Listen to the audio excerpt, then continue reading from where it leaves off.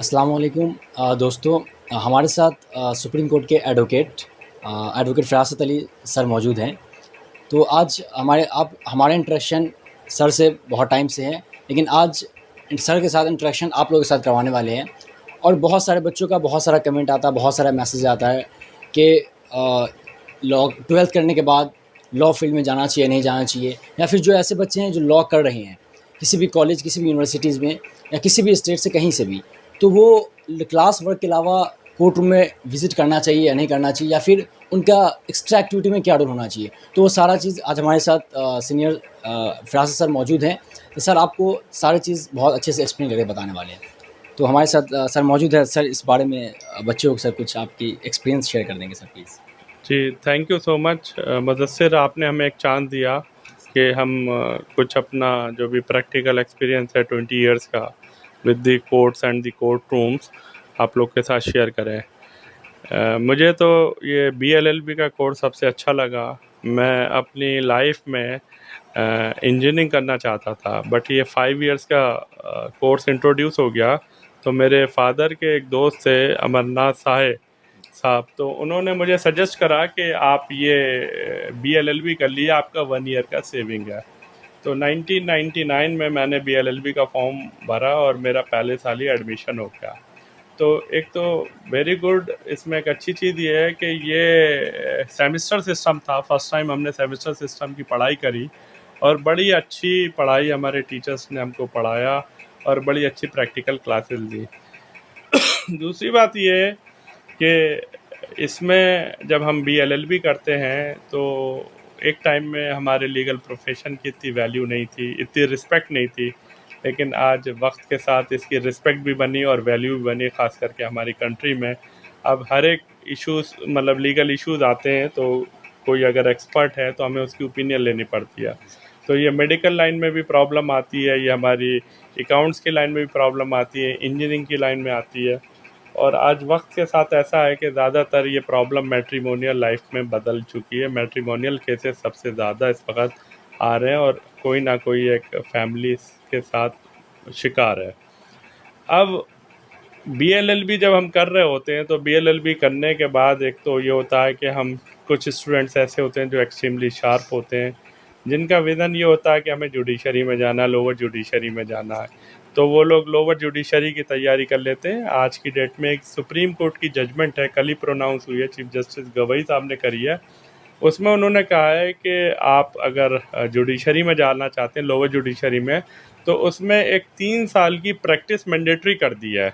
और उसमें supreme court ने ये भी क्लैरिफाई करा है कि जहाँ पे नोटिफिकेशन हो चुका है जुडिशल एग्ज़ाम का जिन स्टेट्स में, वहाँ पे ये अभी जजमेंट एप्लीकेबल नहीं होगा। तो इसका मतलब ये है कि सुप्रीम कोर्ट भी इस बात पे सोच रहा है कि जो हमारे नए जजेस बने उनको भी एक थोड़ी कोर्ट की नॉलेज, एक प्रैक्टिकल नॉलेज, एक प्रोसीजरल नॉलेज हो।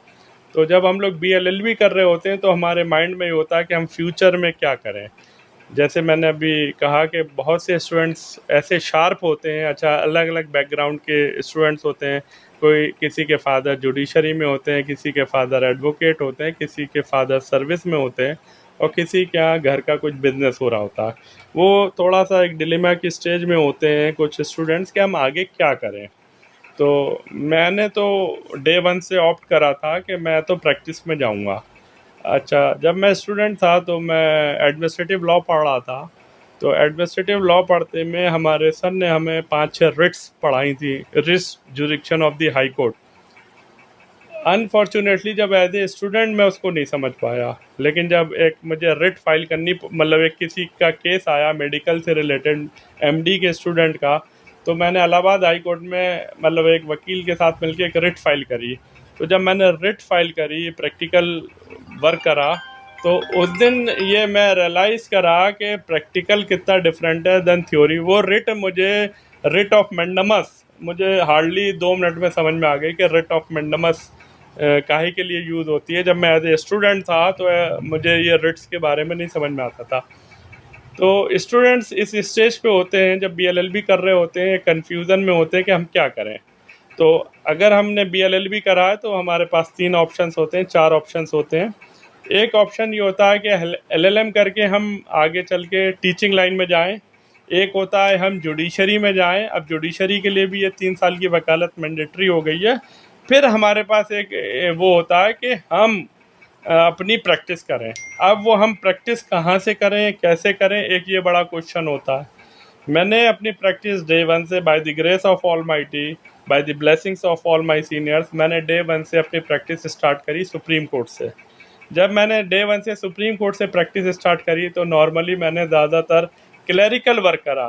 Clerical work in the means के कैसे पिटीशन बनती है, कैसे पिटीशंस टैग होती है और कैसे पिटीशन फाइल होती है और कैसे पिटीशंस लिस्ट होती है।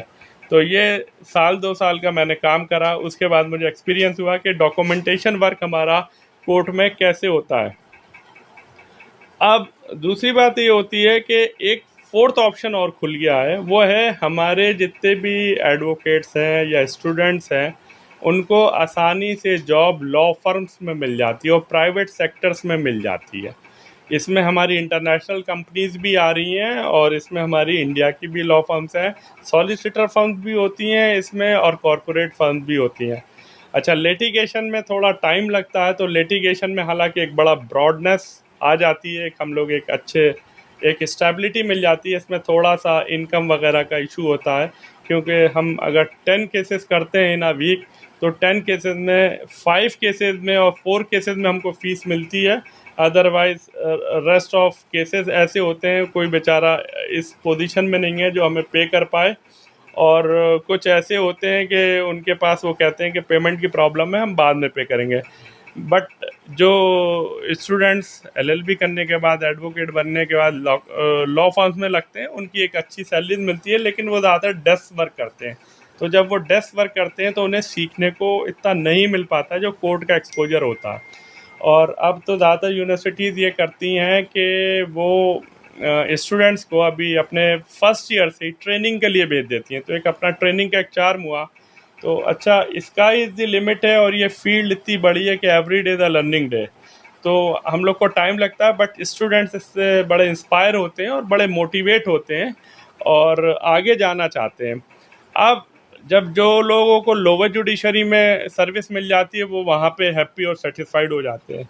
इसके आगे हम बढ़ते हैं, जैसे हाई कोर्ट के जो जजेस बनते हैं, वो हाई कोर्ट के जजेस बनते हैं अपनी 15 साल की स्टैंडिंग अगर उनकी हाई कोर्ट के साथ हो जाती है और उनका टाइम अच्छा होता है तो उनका सीधे हाई कोर्ट में एलिवेशन हो जाता है।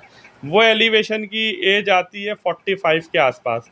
हम क्योंकि अभी यंग होते हैं तो हम इतना आगे तक की सोचते नहीं हैं, लेकिन जैसे जैसे वक्त गुजरता है हम आगे बढ़ते हैं और उस स्टेज पे पहुंचते हैं तो उसमें भी हम लेट हो जाते हैं कि हम हाई कोर्ट के जज बनने के लिए भी लेट हो गए।